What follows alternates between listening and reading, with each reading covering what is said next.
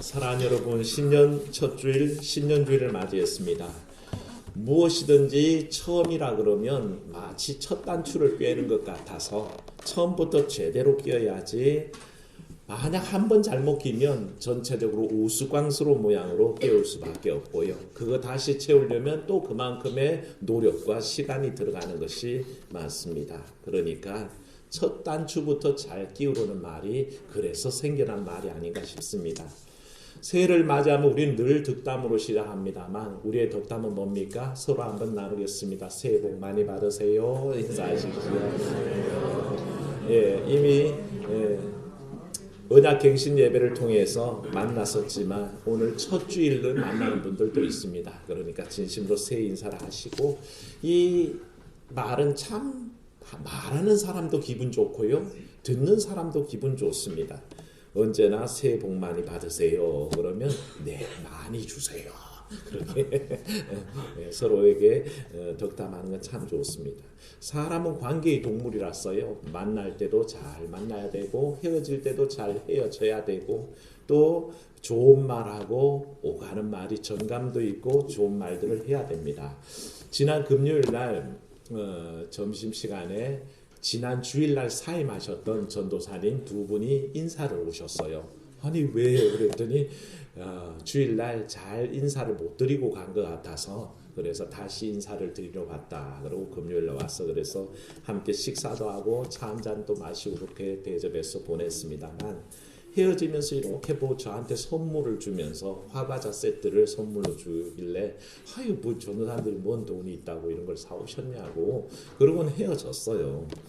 그리고 집에 이제 교회 왔다가 저녁 늦게나 제가 돌아가니까 이제 놓고 밤에 한밤중에 이제 애들 잘 때 놓고 나왔단 말이죠. 근데 이제 다음 날에 전화가 왔어요. 집사람이 이 화과자 누가 주신 건데 알아야 뭘 감사를 할 거 아니냐고, 그래서 여차저차해서 놓고 갔다 그랬더니 그 얘기를 가만히 선우가 옆에서 들으면서 하는 말이 뭔지 아십니까? 아니 전도사님들이 무슨 돈이 있으시다고 그랬다는 거예요. 그 얘가 어린애가 안에 보면 할머니가 들어있는 것처럼 그렇게 그런 말을 한단 말이죠. 사랑하는 여러분, 우리가 서로 주 안에서 사랑의 관계를 맺고 서로 좋은 덕담들을 나누고 또 귀한 복을 빌고 사랑 나누는 것은 귀한 일입니다. 그런 마음으로 서로에게 다시 한번 새해 복 많이 받으세요. 그렇게 서로 격려하시기를 바랍니다. 새해 복 많이 받으세요. 새해 복 많이 받으세요.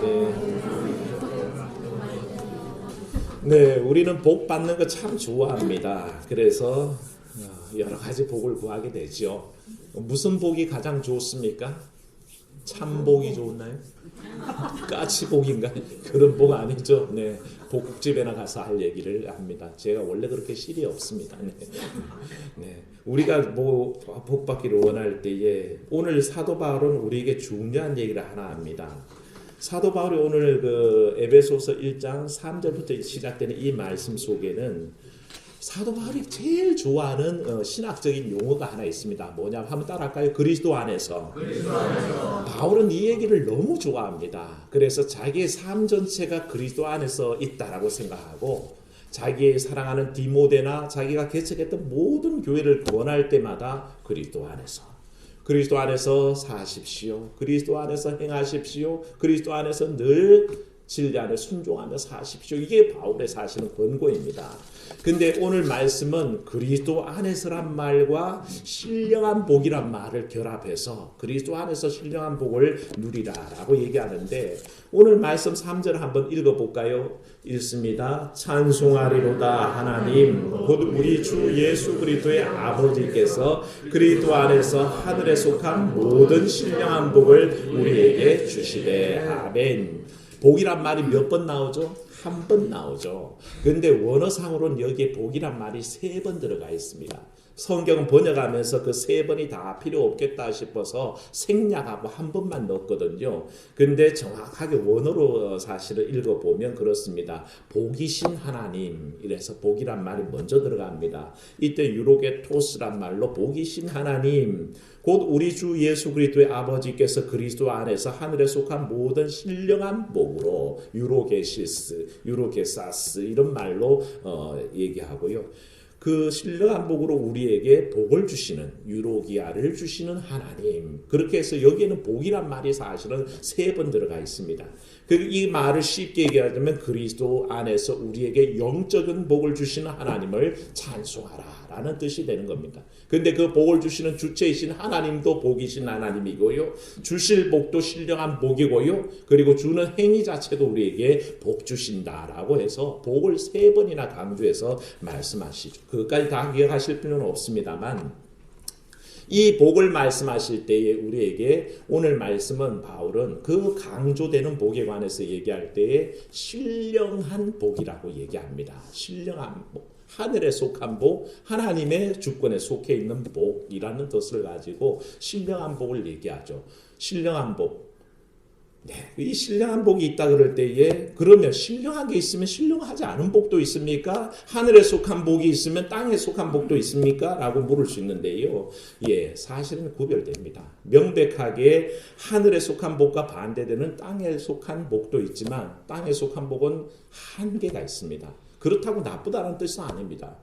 우리가 땅에 살아가는 동안에 복을 누리게 되어 있습니다. 어떤 복이 있습니까? 장수의 복, 건강의 복, 물질의 복, 지혜의 복, 승진의 복, 합격의 복. 이런 수많은 복들이 있습니다.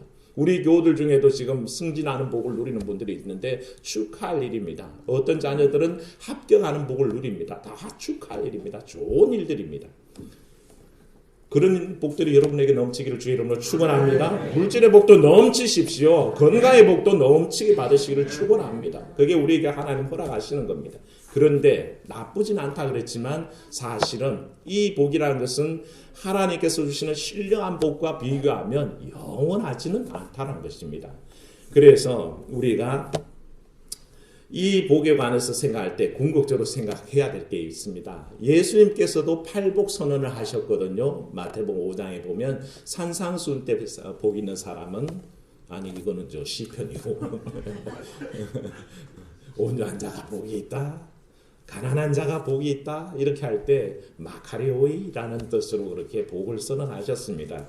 그런데 이 복을 얘기하실 때에 이 복은 뭐냐 하면 우리가 생각하는 어느 정도의 기쁘고 즐거운 정도의 행복을 얘기하지 않습니다. 사실은 예수님도 이 복을 선포할 때 어떤 개념에서 얘기하시냐면 그야말로 완벽하고 최고 지순의 행복을 얘기할 때 복을 얘기합니다. 예수님 말씀하시는 그 복이라는 것은 최고의 복을 얘기하는 겁니다. 그래서 하나님이 주실 최고의 복이 있다면 그게 뭘까요? 그게 신령한 복입니다. 그게 우리가 누려야 할 복입니다. 그런데 우리가 이 땅에서 받는 복은 뭘까요? 그건 중간 정도의 복이라고 생각하시면 됩니다. 그러면 여러분 한번 생각해 보십시오. 최고의 것이 있는데 그냥 중간의 것에 머물고 만족하시겠습니까? 제가 지금 어제 챙겨놨다가 못 가져왔는데 지폐가 4장이 있어요. 하나는 신사임당이요, 하나는 세종대왕이요, 하나는 율곡이요, 하나는 퇴계이왕이라 칩시다. 뭔지 아시죠? 퇴기경 얼마짜리예요? 5,000원. 1,000원짜리. 네, 퇴계이왕이 1,000원이고 율곡이가 5,000원입니다. 그러면 여러분들 이렇게 있을 때에 제가 우리 아이들한테 용돈 주려고 착 펼쳐놓고 너 뭐 가질래 그러면 이렇게 세종대왕의 손이 오면 물론 그 아빠를 위해서 고마운 아들이죠. 하지만 예, 똑똑하지는 않죠. 여러분 같으면 뭘 잡겠습니까? 신사임당을 잡죠. 당연히 신사임당을 잡죠. 예. 왜 최고의 신사임당을 놔두고 세종대왕, 물론 존경하는 분이지만 그분을 나는 너무 존경하니까 나는 세종대왕에 만족할래 라는 분이 누가 있겠습니까? 최고의 것을 택하는 것은 당연합니다. 그렇게 얘기할 때에 우리가 흔히 최상의 가치로 생각하고 있는 무병장수나 부귀영화나 입신양면 모두가 말하면 굳이 중간 정도의 복에 불과하다는 것입니다. 최상의 복은 따로 있습니다.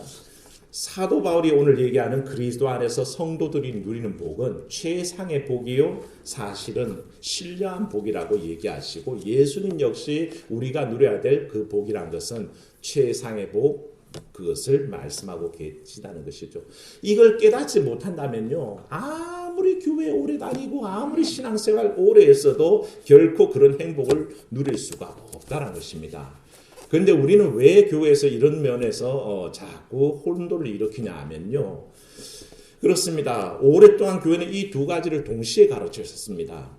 왜냐하면 신령한 복도 강조하고 이 땅의 복도 강조합니다. 어떤 교단에 따라서는 완전히 이 땅에서 복만 강조하고 어떤 교단은 이 복은 무시해버리고 아예 신령한 복만이 진정한 복이라고 가르치기도 합니다만 사실은 어느 하나가 더 중요하다고 얘기할 수 없을 만큼 둘 다 중요하고 그 중에 굳이 우위를 두자면 신령한 복이 더 우선인 것을 여러분들 마음속에 새기시기를 축원합니다. 그게 먼저입니다.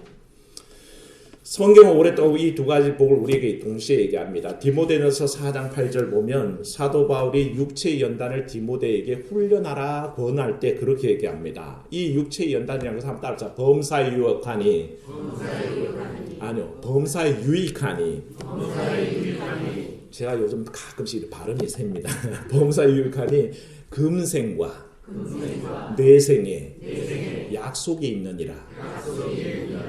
우리가 믿음의 삶을 살고 신령한 삶을 추구하는 그 모든 삶이 바울은 얘기하기를 디모데야 분명히 기억해라. 이렇게 우리가 온 힘을 다해서 육체의 연단을 통해서 우리가 훈련하면서 사는 이유는 금생에도 유익이 있고 내생에도 유익이 있기 때문이다라고 가르쳤습니다.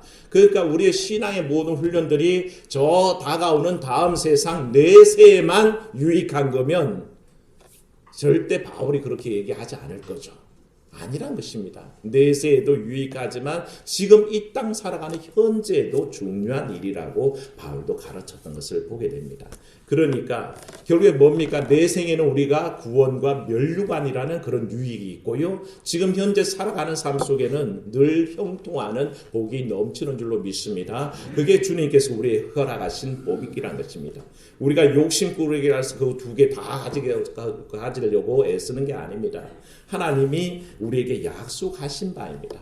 이 땅을 살아가는 모든 그리스도인들 주의 말씀 안에 신실하게 쓰려는 사람들마다 이 금생의 복과 내생의 복을 동시에 약속받았다는 것입니다. 그런데 교회들은 어떤 때는 내생의 복이 진정한 복이니 금생의 복에는 집착하지 말라고 가르쳤다가 또 어떤 때는 금생의 복도 있지만 내생의 복을 사모하라 가르치니 듣는 사람들이 헷갈리는 것입니다. 사랑하는 여러분, 우리는 분명히 알아야 됩니다. 사도 바울이 얘기하는 것은 우리가 이 땅에서 받는 신령한 복, 구원의 복이 있다라고 얘기했습니다. 하지만 거기에 더해서 분명하게 우리에게 은혜에 합당한 삶을 살 수 있는 그 귀한 복도 마찬가지로 누리고 있다라고 얘기합니다. 그래서 이 땅을 살아갈 동안에 멸류관 바라보고 또한 구원을 바라보는 것 사는 것 중요하고요. 거기에서 또한 보너스로 주시는 그 놀라운 은혜들을 누리는 것도 중요하다는 것입니다. 그때 우리가 늘 기억하는 거 따라합시다. 하나님은 겸하여 복을 주십니다. 믿으십니까? 하나님은 겸하여 복을 주십니다. 하나님께서 우리에게 늘 말씀하실 때에 하나님 앞에 가장 지고지순의 도리를 추구했는데 오히려 땅의 것들로 허락하실 때가 많았습니다. 우리가 잘 아는 솔로몬 왕의 예를 들어볼까요? 솔로몬 왕이 되었을 때 우리가 지지난주에 같이 말씀 나눴잖아요. 왕이 되었을 때 뭘 구했습니까? 하나님 앞에 합한 기도를 드렸는데 지혜를 구했다 하지만 지혜를 구하지 않았습니다. 성경은 정확하게 용어가 뭐냐 하면 듣는 마음을 주사. 내게 듣는 마음을 주사 주의 백성들 재판할 때 제대로 재판하게 해주옵소서. 결국에는 해석하자면 지혜와 명철이죠. 그런데 솔로몬이 구한 것은 그겁니다. 내게 듣는 마음을 주십시오. 백성들 어려움을 듣게 해주십시오. 백성들 아픔을 듣게 해주십시오. 그들의 상한 마음을 듣게 해주십시오. 그래서 잘 판단하게 도와주세요 라고 구했더니 하나님이 그 기도가 합했다 그랬죠. 그래서 그 마음에 합하시니 지혜와 명철도 주시고 동시에 뭘 주셨다 했었습니까? 장수와 영광을 주셨다 그랬습니다. 그래서 솔로몬의 부귀영화는 아무도 예측할 수 없을 만큼 큰 것이라고 얘기했을 때에 하나님 앞에 쓰려고 애쓰는 사람에게 주시는 게 뭡니까? 온전한 믿음의 도리뿐만 아니라 겸해서 뭘 주십니까? 장수와 부귀도 하나님께서 보너스로 주시더라는 겁니다. 그게 하나님이 주시는 금생과 내생에 동시에 주시는 복이라는 것이죠.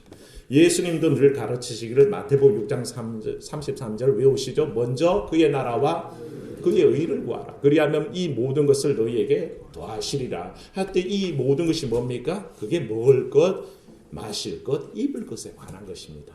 주님은 그걸 다 허락하셨습니다.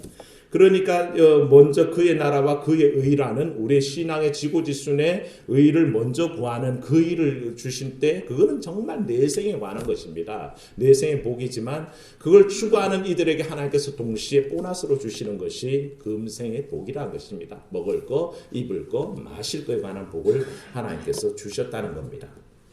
그러니까 사랑하는 여러분, 큰 복에 따라오는 1+1처럼 내생의 복은 영생의 복을 동반합니다. 언제나 동반하게 되어 있습니다. 내생의 복이 금생의 복을 동반하여 오는 것이죠. 그러니 사랑하는 여러분, 중간 단계의 복을 사모해서 그 위의 것을 놓치지 마시고요. 그 위의 것을 사모해서 오히려 중간까지도 보너스로 얻는 삶을 살아야 할 줄로 믿습니다. 그런 지혜가 여러분 속에 충만하기를 축원합니다. 그런데 이 뭡니까? 금생의 복이라는 것이 이 작은 복이라는 것이 하나 우리의 실수를 하게 하는 게 있습니다. 뭐냐 하면 만족해버리게 하는 겁니다. 옛날 프로그램 그 퀴즈 프로그램이 하나 있었어요. 상금을 걸고 하는 프로그램인데 상금이 어느 정도 도달되게 되면 그 위에 단계에 올인을 하고 더 큰 퀴즈를 맞추면서 더 큰 액수를 받을 수 있는 게 있는가 하면 자기가 선택할 수 있습니다. 아, 나는 여기까지만 하고 그냥 멈추고 뭡니까? 액수에 만족하겠습니다 하고 포기하게 만드는 그런 프로그램이 있어요. 그러면 많은 분들이 굉장히 호기롭게 도전하기도 합니다. 아니요, 나는 끝까지 가겠습니다. 그래서 더 높은 걸 딱 도전했다가 하나도 못 걷는 경우가 있었고요.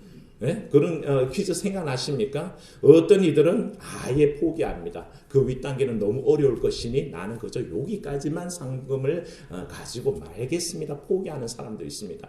근데 어떤 이들은 정말로 그 높은 단계에 도전해서 결국에는 더 큰 것들을 얻어서 기뻐하고 즐거워하는 모습을 보이는 사람들도 있다는 거죠. 여러분은 어떻겠습니까? 그저 지금 주시는 요게 나의 삶의 가장 좋으니 그저 먹을 것에 만족하고 입는 것에 만족하고 내 자녀의 삶에 만족하고 그 모든 것만 만족하면 끝입니다. 그 위의 것은 생각하고 있을 여유가 없네요라고 하는 그런 삶을 사시겠습니까? 사실 우리가 잘 생각해 봐야 됩니다. 이 중간 단계의 복을 누리면요, 거기에 만족해버리면 그 다음 단계를 생각하지 않습니다. 도전하지 않습니다. 그래서 거기에 머물러 버리는 거죠. 그런 복을 머물러 버리면 그 윗단계는 보지도 못할 뿐더러 마치 그 중간 단계 작은 복을 위해서 끊임없이 밑빠진 독에 물 붓듯이 살아가는 모습이 된다는 것이죠. 그래서 우리의 삶을 가만히 보면 밑빠진 독에 물 붓듯이 사는 삶인 경우가 많습니다. 예전에 본 영화 중에 닮아야 놀자라는 영화 생각나실 겁니다. 조폭들과 스님들의 얘기입니다. 큰 사고를 치고 절로 도망간 조폭들과 스님 사이에 이제 스님과 조폭이 만났으니 얼마나 말마다 일마다 마찰이 생기겠습니까? 그래서 한번 서로 내기를 합니다. 이긴 사람이 몽땅 갖자. 그래서 내기를 한 게 뭐냐면 주지가 문제를 냅니다. 밑 빠진 독을 갖다 놓고 먼저 물을 채워 놓은 사람이 이긴 걸로 하자. 그랬더니 아무리 물을 갖다 펴도 밑 빠진 독에는 물이 채워지지 않지요. 당연히 그렇습니다. 그랬더니 한 스님이 그 도관에 들어가서 앉습니다. 자기가 도관에 들어간 거죠. 그러면서 불교식 선문담을 하는 겁니다. 이미 물이 내 속에 가득 찼고 내가 그 독 속에 들어갔으니 이 독은 물이 가득 찬 것입니다. 라고 그럴듯하게 얘기하니까 이긴 것처럼 보이는데 갑자기 조복동이 이 밑빠진 독을 그 물에다가 던져버립니다. 그러니까 어떻게 됩니까? 물 속에 이 독이 가라앉으면서 자연히 물이 가득 차게 되는 거죠. 그래서 의기양양하게 자기가 이겼다라고 주장을 합니다. 여러분들이 이 영화를 어떻게 보신지 모르겠지만 저는 영화를 보면서 그런 생각을 했습니다. 그저 물에 밑 빠진 독에 물 붓듯이 사는 것이 우리들 인생이더라는 것이죠. 우리 인생이 그렇습니다. 그저 밑 빠진 독에 물 붓듯이 뭔가를 채워 넣으려고 끊임없이 갈구하는데 채워지지는 않더라는 것입니다. 그런데 마치 물에 던져버리면 그 밑빠진 독에 물이 가득 차오르듯이 우리 인생이 은혜의 강물에 성령의 강물에 우리 하나님의 그 은혜의 깊은 물속에 들어가면 저절로 모든 것들이 차오른다는 것을 저는 발견했습니다. 그러니까 결국엔 우리 속에 모든 물을 가득 채우는 방법은 유일한 방법은 은혜 강물에 들어가는 것입니다. 사랑하는 여러분, 예수 그리스도의 생수에 들어가는 여러분 되시기를 축원합니다. 사실은 그게 채워질 때 우리 인생은 다 채워지는 것인데 자꾸 험한 것을 채우려 하니까 실수한다는 것이죠. 구약의 하박국 선지자가 이런 삶의 원리를 이렇게 표현합니다. 하박국 3장 17절에서 18절 읽어드릴게요. 비록 무화과 나무가 무성하지 못하며 포도나무에 열매가 없으며 감람나무에 소출이 없으며 밭에 먹을 것이 없으며 우리의 양이 없으며 외양간에 소가 없을지라도 나는 여호와로 말미암아 즐거워하며 나의 구원의 하나님으로 말미암아 기뻐하리로다. 하박국 선지자 그랬습니다. 이 생의 어떤 육신적인 복을 가지고는 채워지지 않습니다. 없는 것 투성입니다. 무화과도 무성치 않고 포도 열매도 없습니다. 감람나무에 소출이 없고 심지어 우리의 양도 없고 외양간에 송아지도 없습니다. 다 비어 있습니다. 그런데도 이 하박국 선지자가 얘기하는 것은 바로 하나님으로 인한 즐거움과 하나님으로 인한 그 기뻐함이 자기를 채우고 있다라고 고백합니다. 그것 때문에 모든 것이 비어 보이는 상황 속에서 오히려 가득 찼다라고 얘기하는 그 진리를 우리에게 선포한다 할 때에 사랑하는 여러분, 2020년 한 해를 지날 동안에 밑 빠진 독에 뭘 부으려고 애쓰지 마시고 차라리 나를 이 밑 빠진 독 같은 이 존재를 하나님 앞에 드리는 여러분 되시기를 축원합니다. 그러면 채워집니다. 영생수가 채워지고요. 생수의 강이 흘러넘치고요. 은혜 강물이 내 속에 넘쳐오릅니다. 그때 우리는 최고로 채워졌다는 것을 알게 되실 겁니다. 그런 성도들의 가정과 삶이 되시기를 주의 이름으로 축원합니다. 하나님 아버지, 새해 첫 주일에 우리의 존재를 돌아봅니다. 밑 빠진 독에 뭘 붓듯이 그렇게 열심히 살고 있지만 사실은 아무것도 채우지 못하는 우리 자신들을 발견합니다. 그럼에도 불구하고 하나님께서 우리에게 좋은 것 다 주시되 내생의 복도 허락하시고 금생의 복도 주신다는 것을 믿게 하여 주시옵소서. 근데 어리석게도 우리는 중간 단계의 복, 그저 이 땅에서 잘 되는 것만 바라보다가 하늘의 신령한 복을 놓쳐버리는 어리석음을 범합니다. 하나님, 우리에게 주신 그 신령한 복, 구원의 복을 누리게 하여 주시옵소서. 멸류관의 복을 누리게 하여 주시옵소서. 죄사함의 복을 누리게 하여 주시옵시고 우리가 성령 안에서 늘 거듭나는 존재로 인도하시는 그 놀라운 복을 알게 하여 주시옵소서. 주의 영광을 찬송하게 하시고 하나님을 알아가며 주의 영광 안에만 거하는 그 삶을 살게 하시되 우리의 전 존재가 예수 그리스도의 은혜의 생수 안에 그 강물에 빠지게 하사 모든 것이 충만하게 채워지는 귀한 경험할 수 있도록 주여 도와 주시옵소서. 주 예수님 이름으로 기도하옵나이다. 아멘.